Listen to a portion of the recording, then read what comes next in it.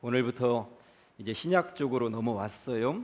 제가 성경 맥잡기 하면서 구약을 보기 전에 신약을 더 먼저 봤던 것은 사실입니다. 그때 전체적인 흐름만 보았기 때문에 세밀한 부분들까지 보지는 않았습니다. 이제 신약으로 넘어왔는데 이전에 보았었던 것들 좀 더 세밀하게 살펴보려고 합니다.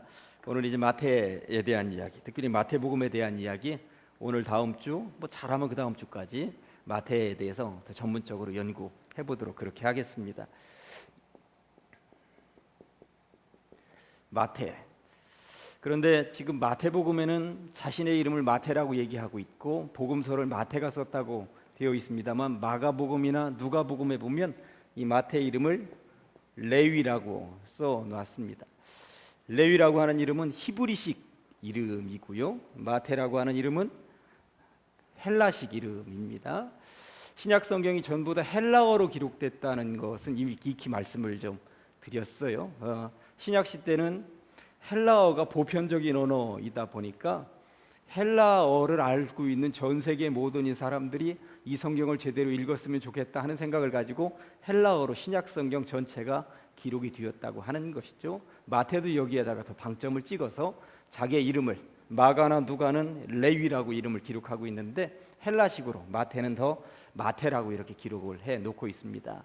이름이 우리나라도 일제시대에 보니까 창씨개명을 하면서 우리나라 한문투 이름을 이렇게 일본식으로 하면 이름이 바뀌는 것과 같이 똑같은 의미입니다만 이렇게 이름이 바뀔 수도 있다라고 하는 것, 그렇게 쉽게 생각을 하시면 되겠습니다. 근데 이 레위라고 하는 이름의 기원을 여러분들은 알고 계시죠? 아브라함의 아들이 이삭이었고 이삭의 아들이 이제 야고보로 이렇게 대가 이어져 신앙의 대가 이어져 갑니다만 야곱에게는 12명의 아들이 있었다고 하는 것이고요. 야곱의 12명의 아들들이 나중에 가나안 땅에 정착할 때 12지파로 나누어서 땅을 분배받았다고 하는 것까지는 이제 기본적인 상식으로 잘 알고 있을 것입니다. 거기 자료에도 쓰여져 있는 것처럼 레위라고 하는 사람은 야곱의 세 번째 아들이었다고 하는 것, 그런 거 상식적으로 알고 계셔야죠. 야곱의 세 번째 아들이었는데 특별히 이 레위 지파에서 위대한 인물이 탄생을 했는데 레위 지파에서 탄생한 위대한 인물이 누구냐면 모세였습니다. 모세의 형 아론도 레위 지파 후손이었습니다. 그래서 그런지 모세가 이스라엘 백성들을 애굽에서 이끌고 빠져나오고 이제 자유인이 되면서 자기의 형 아론을 하나님께서는 제사장 집안으로 만들어 놓으신 것입니다. 그런 계보가 이렇게 이어진다고 하는 것 참고해서 보시면 되겠습니다. 그런데 오늘 마태복음의 저자 마태를 살펴보는데 마태의 이름이 원래 레위였다고 그러면 이 마태복음의 저자 이 레위가 전통적으로 조상을 따져 올라가 보면 레위 지파의 후손이구나 하는 것을 우리가 상식적으로 알고 있는 거예요. 그런 자부심을 가지고 있기 때문에 외국인들은 그 아버지의 이름을 따라서 그대로 2세 이렇게 짓기도 하고 그 이름을 그대로 짓는 경우들이 외국에는 많이 있습니다. 레위 지파 후손이기 때문에 이름을 레위라고 지었을 것이다 하는 것 정도는 상식적으로 보시면 되겠는데 레위 지파는 뭐 하는 사람들이었느냐? 거기 동그라미 1번에 나와 있는 것처럼 제사장직을 수행하도록 되어져 있는데 출애굽기 28장 1절 자막 한번 보여주실래요? 출애굽기 28장 1절에 보니까 너는 이스라엘 자손 중, 너는 모세에게 하는 얘기입니다. 이스라엘 자손 중 네 형 아론과 그의 아들들 곧 아론과 아론의 아들들과 나답과 아비후와 엘르아살과 이다마를, 이게 아론의 자식들이에요. 그와 함께 내게로 나오게 하여 나를 섬기는 제사장 직분을 행하게 할 것이다 해놓은 뒤 요때부터 레위의 후손인 아론의 자식들은 전부 다 대를 이어서 제사장 집안이 될 것이다. 이런 약속을 하나님이 주셨다라고 하는 것입니다. 이게 이제 출애굽기에 나오는 이야기인데 출애굽기 다음의 책이 이제 레위기라고 하는 책이에요. 레위기라고 하는 책에는 그러니까 출애굽기에서는 제사장을 이렇게 임명해서 자자손손 요 레위 지파가 하나님 앞에 제사 드리는 심부름 역할, 안내 역할을 하는데 그 다음 책인 레위기에서는 도대체 무슨 내용이 나와 있을까요?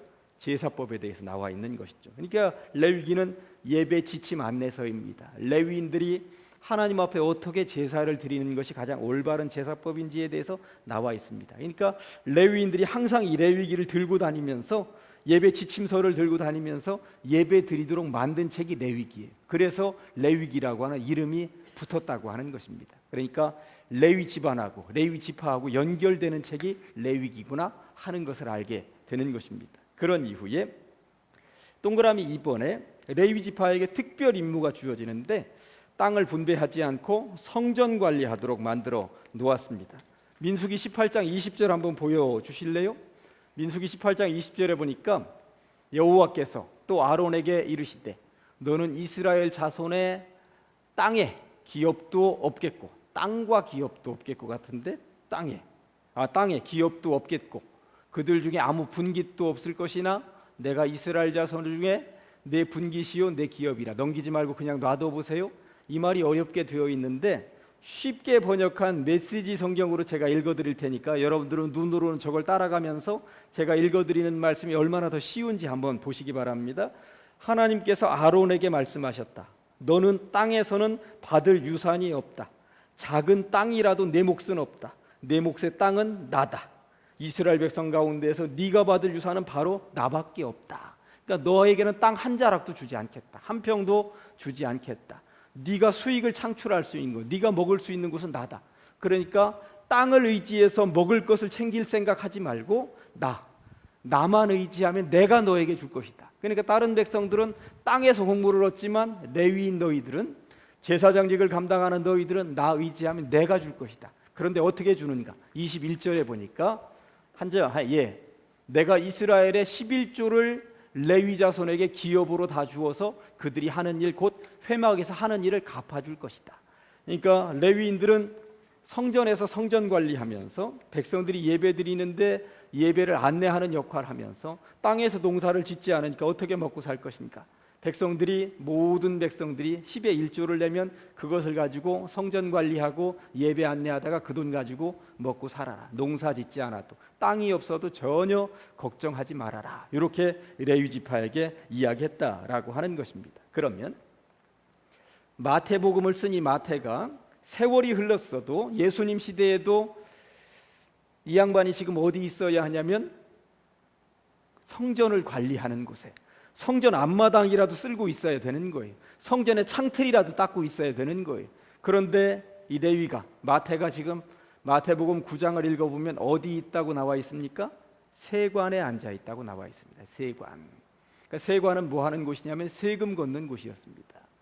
예수님 당시에 세금 걷는 곳 세관에서 어떤 일을 했는지, 요즘으로 따지면 세무공무원인데 어떤 일을 했느냐 하면 모든 세금을 걷어서 대부분은 로마에다가 바치는 창구 역할을 했어요. 백성들에게서 세금을 1,000원만 걷어도 될 세금을 2,000원 걷어서 거기다 넘기고 나머지를 자기가 착복하는 직을 가지고 있었다라고 하는 것입니다. 그러다 보니까 세리들은 다 부자였습니다. 그리고 백성들에게서는 다 도둑놈 소리를 듣고 있었다고 하는 것입니다. 그러다 보니까 세리라고 하는 이 직책은 매관매직이 비일비재하게 벌어졌습니다.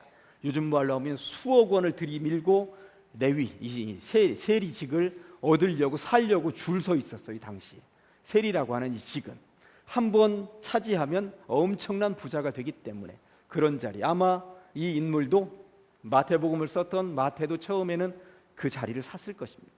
레위 지파는 성전에 있어야 하는 사람인데 성전에 있지 않고 세무공무원이 되었다고 하는 것, 정상적인 방법으로 세무공무원이 될 수 있는 시대가 아니었다고 하는 것입니다.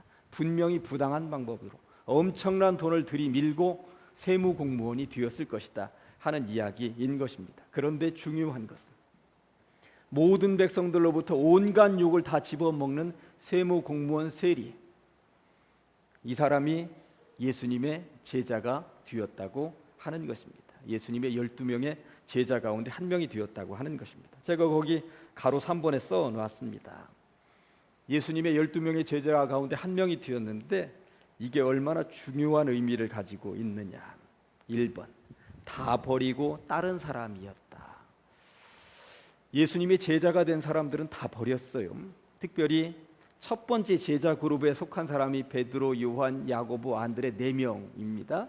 갈릴리 바다에서 물고기 잡다가 사람을 낚는 어부가 되자 했더니 다 버리고 예수를 따르니라 이렇게 쓰여져 있습니다. 다 버렸습니다. 그런데 베드로, 요한, 야고보, 안드레 이 네 명과 그리고 이 마태라고 하는 이 한 명, 누가 더 제대로 버렸는가? 누가 더 완벽하게 버렸는가? 이 마태에다가 더 높은 점수를 줄 수밖에 없는 이유는 베드로, 요한, 야고보, 안드레는 배와 그물을 버리고 예수님을 따랐습니다만 다시 돌아갈 자리가 있었습니다. 다시 돌아갈 자리가. 무슨 말이냐면 나중에 잘못돼서 어떻게 된다 하더라도 갈릴리 바다에 배를 띄울 수 있었다라고 하는 이야기인 것입니다. 실제적으로 예수님이 십자가 짊어지고 돌아가셨다라고 했을 때 베드로, 요한, 안드레, 야고보는 갈릴리 바다에 배를 띄웠습니다. 버리고 갔었던 그 배를 다시 손질했는지 그물을 다시 손질했는지 집안 사람들이 사용하던 것을 잠깐 빌렸는지 모릅니다만 옛날 그 직업, 옛날 그 기술을 활용해서 바다에 배를 띄울 수가 있었다고 하는 것입니다. 그런데 이 마태는 십자가 예수님이 짊어지신 이후에 다시 그 세리 자리로 돌아간다 그러면 얼싸좋다 하고 그 세리 자리를 다시 주었을까요? 주지 않았다고 하는 것입니다. 이미 누군가가 차지했고 다시 들어가려면 엄청난 돈을 들이밀고 들어가야 되는데 엄청난 돈을 들이밀고 들어갈 사람이 이미 줄을 서 있는데 그걸 비집고 들어갈 수 있는 상황이 아니었다고 하는 것입니다. 그런 의미에서 이 마태의 세리 버림은 진짜 다 버린 거예요. 베드로 같은 어부들이 버린 것보다도 진짜 다 버린 상황이었다고 하는 것입니다. 그런 의미에서 이 배를 버리고 따라간 사람들도 정말 의미 있습니다만 점수를 주라면 마태가 버린 것이 더 높은 점수였다라고 하는 거예요. 그 모든 부, 명예 다 버린 것입니다. 그런데 여기 갈릴리 바다는 그래도 가난한 어부 출신들이었거든요. 그러니 상황을 놓고 보면 진짜 버리기 힘든 것을 마태는 버렸다라고 하는 걸 알 수 있습니다. 그렇게 버리고 예수님의 제자가 된 이후에 얼마나 놀라운 영광을 이 마태가 받아 누리는 것입니까? 신약 성경의 첫 번째 책의 저자라고 하는 것, 이 얼마나 놀라운 일입니까? 물론 제가 자주 말씀을 드렸습니다만 신약 성경의 첫 번째 기록된 책이 마태복음은 아니었습니다. 마가가 1번이었다고 말씀을 드렸어요. 마가복음이 가장 먼저 쓰여졌었죠. 다시 한 번 더 못 들으신 분들을 위해서 마가복음은 16장, 마태복음은 28장, 누가복음은 24장 이렇게 되어져 있는데 마가가 마가복음 16장을 기록해 놨더니 마태가 나는 예수님에 대한 이야기를 조금 더 알고 있는데 더 많은 자료를 가지고 있는데 여기다가 살을 붙이기 시작해서 28장의 마태복음이 탄생을 한 거라고 하는 것 이미 여러 차례 말씀을 드렸습니다. 누가라고 하는 사람도 누가 마가복음을 읽었어요. 16장짜리를 나는 더 많은 자료를 가지고 있는데 마가는 왜 저 정도밖에 기록을 하지 않았지? 예수님의 이야기 살을 좀 붙이자 해서 탄생한 것이 24장짜리 누가복음이었다고 하는 것입니다. 그러니까 마가복음 1번 쓰여진 것이죠. 마태든 누가든 거의 비슷한 시기에 쓰여졌습니다. 어쨌든 그런데도 불구하고 마가복음을 1번에다가 포진하지 않고 마태복음을 신약 성경의 첫 번째로 포진한 이유는 조금 이따 이제 살펴보도록 하겠습니다. 어쨌든 다 버리고 예수님의 제자가 된 마태는 신약 성경의 첫 번째 책의 저자가 되었는데 마가복음이나 누가복음을 읽다가 마태복음을 읽어보면 마태복음은 이 양반이 요약정리의 달인이구나 하는 것을 알 수 있습니다. 평소 돈을 세서 계산을 잘해서 그랬는지 요약정리의 달인이구나 하는 것을 알 수 있습니다.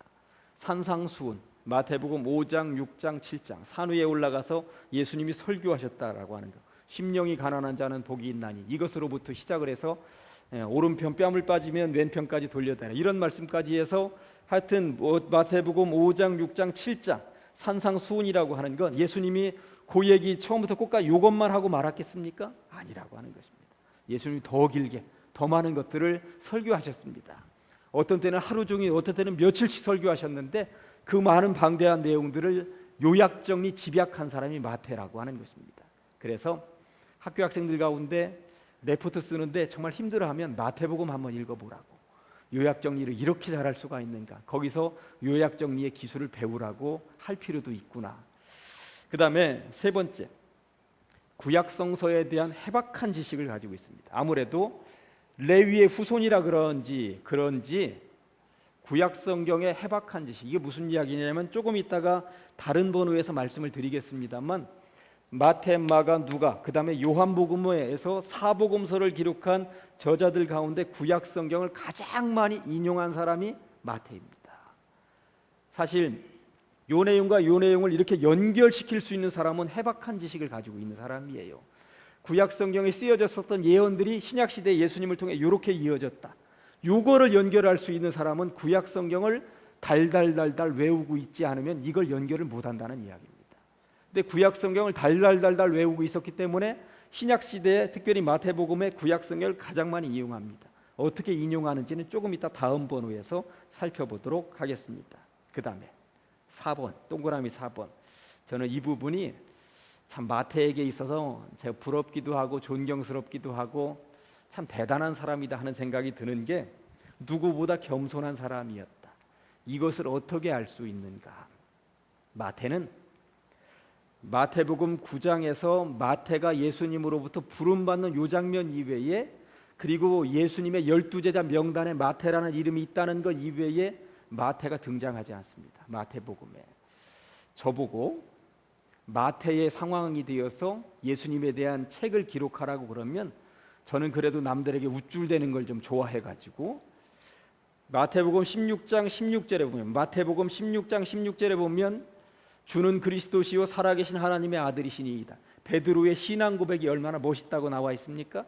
베드로의 신앙 고백 후에 예수님이 교회를 세우시겠다고 할 때 질투가 났을 것 같아요. 야, 베드로의 저런 멋진 신앙 고백 후에 예수님이 교회를 세우시겠다고? 그러면 책 언저리 어딘가에다가 마태도 멋있는 신앙 고백이나 마태도 멋있는 활동이나 마태도 멋있는 기적이나 마태도 아주 멋있는 멘트 한마디 했다는 이야기를 기록하고 싶지 않을까요?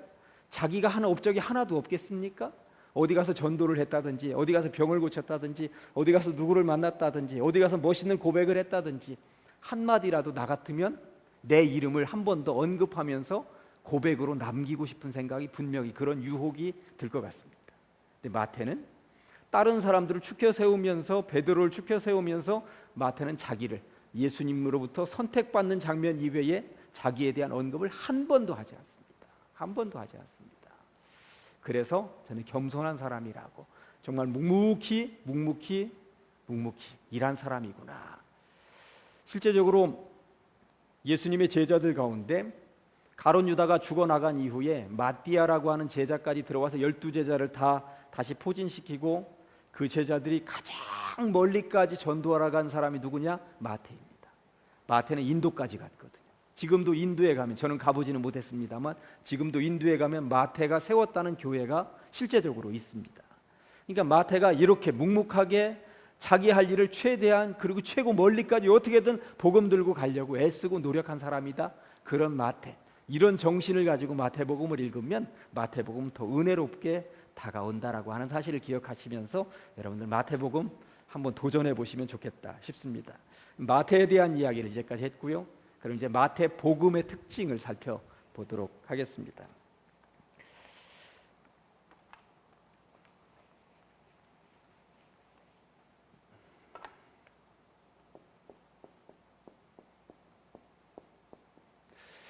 마태, 마가, 누가복음을 마가가 가장 먼저 쓰여졌고 여기서부터 이렇게 마태복음이나 누가복음이 탄생했다고 말씀을 드렸어요. 그러다 보니까 세 권은 읽어가다 보면 비슷한 내용들이 굉장히 많이 들어있는 것이죠. 그래서 이 세 권을 뭐라고 그런다고 그럽니까? 공관복음이라고 그런다고. 공관복음. 같을 공자 볼관자, 같은 입장에서 본다 해서 공관복음이라고 하는 것이죠. 저는 실제적으로 이 공관복음이라고 하는 것, 마가가 먼저 쓰여지고 나중에 마태, 누가가 썼다라고 하는 사실을 전혀 모르고 성경을 읽을 때 이거 조금 전에 읽었었던 것 같은데 이게 왜 나왔지? 저는 실제적으로 그러고 읽었어요. 마태복음 다 끝나고 마가복음을 읽었는데 이거 조금 전에 읽었던 것 같은데. 그러니까 성경이 저자가 따르다는 것도 모르고 그냥 읽어 내려갈 때 저는 그랬던 적이 있었습니다. 그런데 성경의 저자가 이렇게 다르고 이런 배경에 쓰여졌다는 걸 알고 나면 저 같은 그런 실수는 안 하죠. 어쨌든 이렇게 뒤어져 있는데 마태는 책을 읽을 때 누구를 독자로 해서 썼는가라고 하는 것을 염두에 두고 책을 읽으면 훨씬 더 쉽게 다가옵니다. 마태는 유대인들을 독자로 해서 썼어요.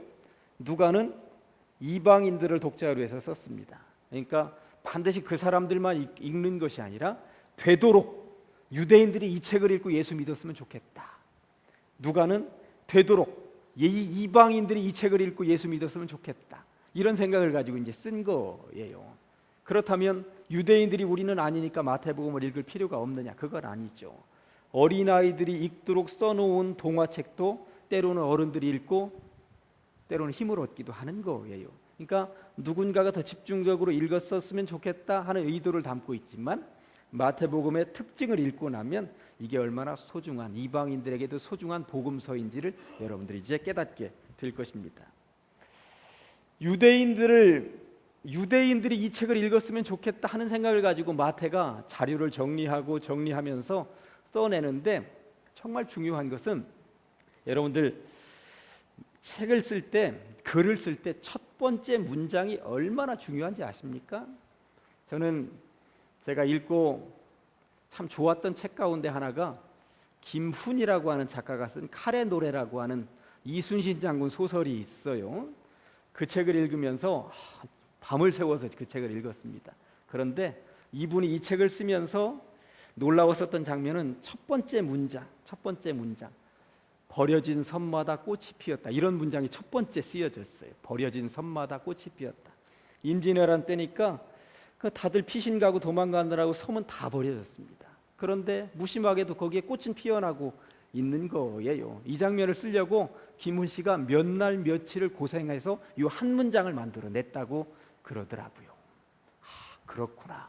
첫 문장이 소설 지망생들이 어디 심사받는 곳에다가 소설을 냈을 때 심사위원들이 그 소설을 처음부터 끝까지 읽지 않습니다.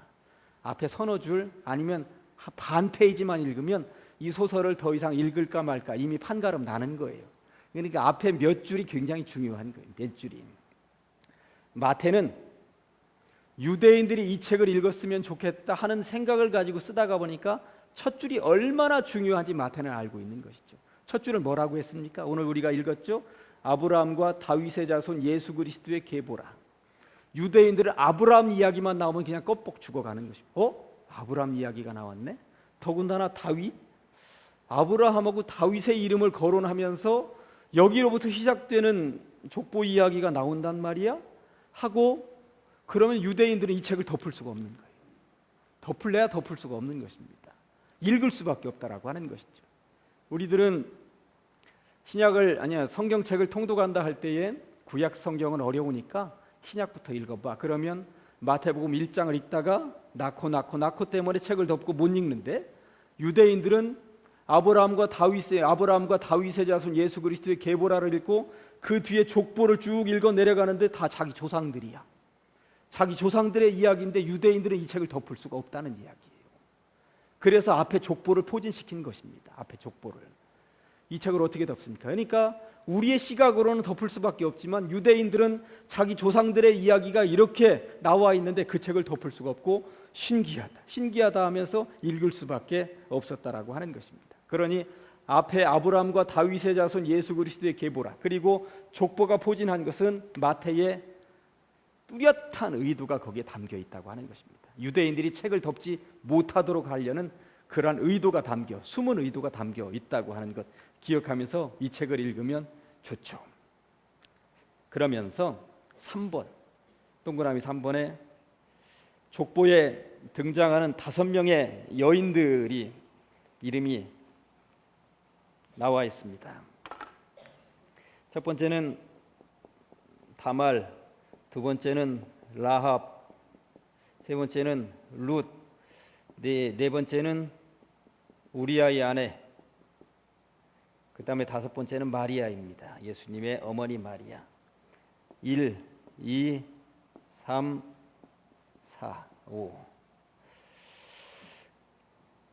특이한 점이 하나 있죠? 특이한 점이 뭐예요? 4번, 우리아의 아내. 아니, 이름을 써야지. 다 이름 쓰다가 여기만 왜 이름을 안 쓰고 우리아의 아내라고. 누구예요 이게? 밧세바지, 밧세바. 밧세바라는 이름이 굳이 있는데 우리아의 아내라고 이렇게 써버렸습니다. 요 얘기를 하기 전에 다말은 누구입니까? 거기 자료 최고 꼭대기에 보면 야곱의 12아들들이 있는데 네 번째 아들이 유다였어요. 유다. 네 번째 아들이 유다였습니다. 유다에게는 아들 셋이 있었습니다. 세 명의 아들이 엘, 오난, 셀라라고 하는 아들이 있었어요. 유다가 큰 아들 며느리를 얻었습니다. 다말 며느리를 얻어요. 이게 이제 창세기 38장에 나오는 이야기인데 다말 며느리를 얻었는데 첫날 밤을 보내고 엘이 죽어 나갔어요. 그 다음에 엘이 죽었으니까 이 며느리를 누가 책임져야 해요? 지난주에 보니까 계대법에 의해서 대를 이어주는 계대법에 의해서 두 번째 아들이 여기 책임져야 되는 거예요. 여기를 여기 죽어 나갔으니까. 그런데 여기도 죽어 나갔습니다. 그러니 이 유다로서는 첫째 아들도 죽고 둘째 아들도 죽고 저거 다 말 책임이다. 이 녀석은 하나 남았는데 여기까지도 대를 잇도록 하다가 보면 이 셋째 아들도 죽어나가는 것은 아니겠는가 하는 생각이 덜컥 났던 거죠. 아직 셀라는 너무 어리니 너 친정 니네 집에 가서 있다가 얘가 좀 성장한 다음에 부를 테니까 거기 좀 가 있어라. 그런데 세월이 흘러서 한참 성장했다는 소문도 났고 그런데 안 부르는 거예요. 안 부르는 거예요. 화가 났죠. 다말은. 그러니까 어떻게 합니까? 창녀처럼 하고 가서 좀 죄송합니다. 창녀처럼 하고 가서 유다를 꼬드기는 거죠. 그리고 유다하고 이렇게 관계를 맺어서 쌍둥이를 낳습니다. 그 이야기가 창세기 38장에 나옵니다. 사실 유대인들, 이스라엘 백성들 참 대단한 사람들입니다. 구약 성경 책을 기록한 사람들 대단한 사람들입니다. 저 같으면 이런 얘기 안 써놓을 것 같아요. 그 민족이 유대인이라고 그러잖아. 유대인들. 여기서 이 양반 때문에 유대인이라고 하는 거거든요. 자기들 유대인이라고 하는 이유가 자기들이 유대인이라고 하는데 자기들의 조상 유대인이라고 하는 이 조상 이 양반이 며느리하고 관계를 맺어서 쌍둥이를 낳았다. 이런 이야기 나 같으면 안 쓰고 싶을 것 같아요. 그런데 성경에 이런 얘기가 쓰여져 있습니다. 저는 그래서 성경은 믿을 만하다고 저는 생각을 하는 것입니다. 좋은 내용만 기록되어져 있는 게 아니라 부끄러운 내용들도 다 기록해 놓습니다. 이러니 성경이 믿을 만한 거라고 저는 생각을 하는 거예요. 부끄러운 이야기지만 우리 조상의 이름에 먹칠을 하는 거지만 그대로 적나라하게 기록을 해놓은 것이죠. 이런 여자 다말도 예수님의 조상 가운데 있었다. 부끄러운 역사 아니겠습니까? 신약 마태도 그거 기록하고 어지간하면 남자들 이름만 족보에 나와 있는데 이런 다말이라는 이름을 왜 써놨는가 모르겠어요. 저도 여기다도 별로 기록하고 싶지 않을 것 같아요. 예수님의 족보 아니에요? 그 거룩한 족보에다가 이런 부정한 이야기를 써놓는 이유. 그 다음에 라합은 또 누구입니까?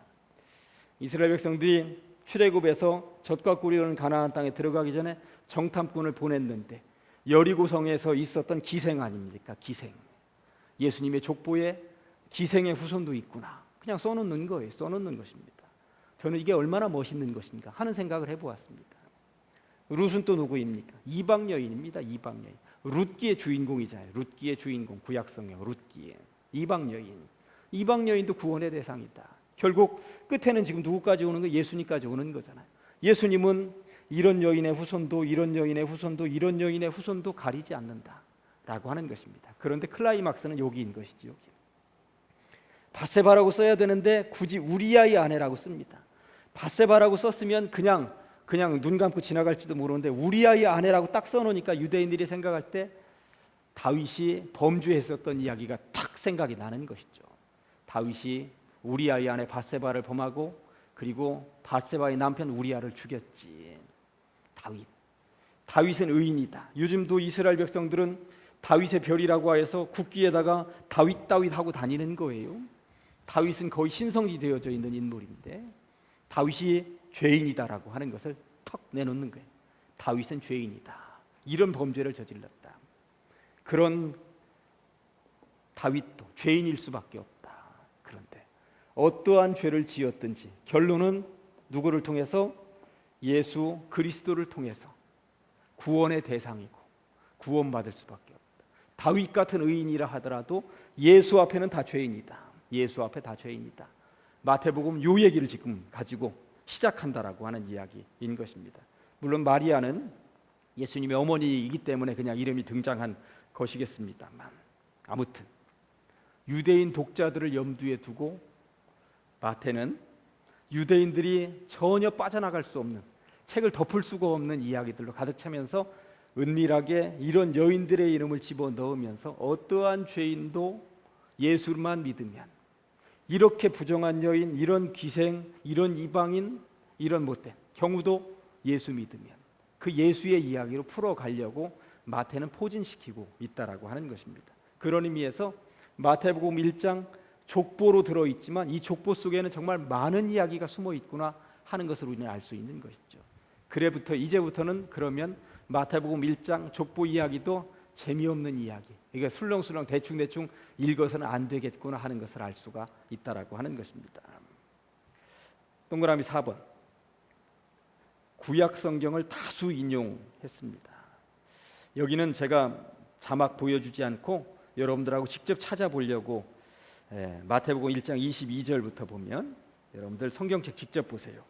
마태복음 1장 22절 23절에 이렇게 되어 있습니다. 이 모든 일이 된 것은 주께서 선지자로 하신 말씀을 이루려 하심이니 이르시되, 거기 기억이라고 쓰여져 있죠. 기억은 이사야 7장 14절에 쓰여져 있는 내용이죠. 보라, 처녀가 잉태하여 아들을 낳을 것이요 그의 이름은 임마누엘이라 하리라 하셨으니, 이를 번역한즉 하나님이 우리와 함께 계시다 합니다. 이사야 7장 14절에 예언이 되어져 있었던 것이 예수님을 통해서 이렇게 이루어졌습니다. 그 얘기를 하는 겁니다. 여러분들 마태복음 2장 4절부터 6절까지 한번 보시겠습니까? 이제 동방박사들이 온 이야기예요. 왕이 모든 대제사장과 백성의 서기관들을 모아 그리스도가 어디서 나겠느냐 물으니, 동방박사들이 왕을 좀 보여달라고 하려니까 이르되 유대 베들레헴이 오니 이는 선지자로 이렇게 기록된 바 베들레헴에서 왜 왕이 태어날 수밖에 없느냐. 6절에 미가서가 인용되어져 있는 거죠. 또 유대 땅 베들레헴아 너는 유대 고을 중에서 가장 작지 아니하도다. 내게서 한 다스리는 자가 나와서 내 백성 이스라엘의 목자가 되리라고 거기 예언되어져 있는데 요게 이렇게 이루어졌습니다. 구약 성경을 그대로 한 군데만 더, 마태복음 3장 1절. 그때의 세례 요한이 이르러 유대 광야에서 전파하여 말하되 회개하라 천국이 가까웠느니라 하였으니, 그가 선지자 이사야를 통하여 말씀하신 자라 일렀으되, 광야에 외치는 자의 소리가 있어 이르되 너희는 주의 길을 준비하라, 그가 오실 길을 곧게 하라 한 요 예언의 말씀이 그대로 신약 시대에 세례 요한을 통해서 이렇게 이루어지는 것입니다. 그러니까 구약 성경에 그렇게 예언되어져 있었던 것이 신약 시대에 이렇게 착착 맞아 떨어지는 것입니다. 마태는 그것을 기록하고 있는 것입니다. 그러면서 거기 동그라미 5번에 쓰여져 있는 것처럼 구약 성경 예언의 성취임을 밝히는데, 마태복음 1장 22절에서 보셨습니다만 주께서 선지자로 하신 말씀을 이루려 하심이니, 마태복음 2장 17절에 이에 선지자 예레미야로 말씀하신 바, 마태복음 4장 14절에 이는 선지자 이사야로 하신 말씀을 이루려 하심이라 하면서 이런 내용들을 쓰면서 구약 성경의 이사야나 예레미야를 통하여 다른 선지자를 통하여 예언했던 것들이 신약 시대에 이렇게 이루어졌습니다 하는 이야기를 거듭거듭 얘기하고 있습니다. 유대인들은 성경 박사잖아요. 특별히 구약 성경 박사잖아요. 구약 성경에 이렇게 쓰여져 있었던 내용들 잘 아시잖아요. 그 내용이 여기 이렇게 이루어졌습니다. 이렇게 얘기를 하고 있으니 이것도 더군다나 1장부터 지금 구약 성경을 계속 인용하고 있는 것입니다. 1장, 2장, 3장에 보면 계속 인용합니다. 4장에도. 그러니까 유대인들이 이거 봐라, 이거 봐라, 진짜야 하면서 책을 덮을 수가 없었다는 이야기인 것입니다. 유대인들이 책을 덮지 못하도록 계속 인용해 나가고 있었다고 하는 것이죠. 그렇다면 이 복음은 유대인들만을 위한 것인가? 실제적으로 거기 제가 방송실 자막 한번 보여주세요. 마태복음 1장 21절. 예수님의 뜻이 아들을 낳으리니 이름을 예수라 하라. 이는 그가 자기 백성을, 여기 자기 백성을 이렇게 요 마태복음을 읽는 유대인들이 자기 백성을 하니까 흐뭇하게 미소를 지었을 거예요. 왜냐하면 자기들만, 유대인들만이 하나님의 백성이라고 생각하고 있었던 시대였잖아. 그렇지, 예수는 우리를 위해서 오셨지. 그래, 맞아. 우리의 죄에서, 앞에도 이런 죄인들도 전부 다 구원할 분이 저분이라는데 우리 자기 백성하면 우리만을 위해서 오신 거야, 이러면서 읽었을 거예요. 그런데 여기에 마태의 숨은 의도가 숨어져 있는 것이죠. 마태는 앞부분 1장은 이렇게 시작을 하고 자기 백성을 그들의 죄에서, 그런데 유대인들이 생각하는 자기 백성과 마태가 생각하는 자기 백성은 달랐다고 하는 것입니다. 유대인들이 생각하는 자기 백성은 우리 유대인만, 그러나 마태는 자기 백성을 온 인류. 어떻게 그것을 알 수 있느냐? 뒤에 자막 보여주세요. 마태복음의 마지막 부분, 마지막 두 절을 그러므로 너희는 가서 모든 민족을 제자로 삼아. 그러니까 자기 백성이 유대인만은 아니다라고. 모든 민족을 제자로 삼아 아버지와 아들과 성령의 이름으로 세례를 베풀고 내가 너희에게 분부한 모든 것을 가르쳐 지키게 하라. 볼지어다 내가 세상 끝날까지 너희와 항상 함께 있으리라 하시니라. 그러니까 마태복음은 유대인들만을 위한 복음인 것처럼 출발을 하면서 결국 마무리는 유대인들만을 위한 복음이 아니라 모든 민족을 위한 복음이다. 예수님은 모든 민족을 위해 오셨다 하는 이야기로 결론을 내리고 있다는 것입니다. 마태를 보면서 참 저 양반이 기가 막힌 사람이구나, 참 대단한 사람이구나 하는 것을 알면서 마태복음을 읽고 은혜를 받습니다. 여러분들도 그런 흐름들을 보시고, 그리고 이제 다음 주에는 마태가 얼마나 세밀한 사람인지, 요약 정리의 달인인지 그 이야기를 제가 알려드리도록 하겠습니다. 그러면서 오늘의 말씀으로 제가 모든 민족을 제자로 삼는다고 하는 마태복음 28장 19절에서 20절까지 좀 전에 읽어드렸었던 방송실 보여주세요. 오늘의 말씀 같이 두 번 하실까요? 시작. 그러므로 너희는 가서 모든 민족을 제자로 삼아 아버지와 아들과 성령의 이름으로 세례를 베풀고 내가 너희에게 분부한 모든 것을 가르쳐 지키게 하라. 볼지어다 내가 세상 끝날까지 너희와 항상 함께 있으리라 하시니라.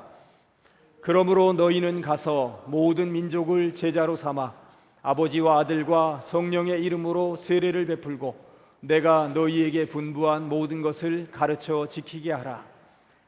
볼지어다 내가 세상 끝날까지 너희와 항상 함께 있으리라 하시니라. 아멘. 기도하십니다.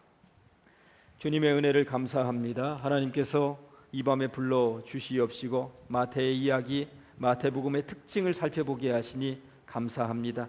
유대인들만을 위한 복음인 것 같지만 모든 민족을 제자 삼기 위한 마태의 의도가 담겨 있으며 마태복음을 기록한 성령 하나님의 뜻이 담겨 있음을 깨닫게 하시니 감사합니다. 우리가 어떤 경우에든지 모든 민족에게 복음이 증거되기까지 쉼이 없이 달려가 나가게 하시고 증거할 수 있도록 하여 주시옵소서. 또한 성경을 읽으면서 이러한 흐름을 깨달아서 성경이 더 쉽게 다가오게 하여 주시옵시고 마태복음을 기록하게 하신 주님의 의도를 깨닫는 시간들이 되게 하여 주시옵소서. 예수님의 거룩하신 이름 받들어 기도하옵나이다. 아멘.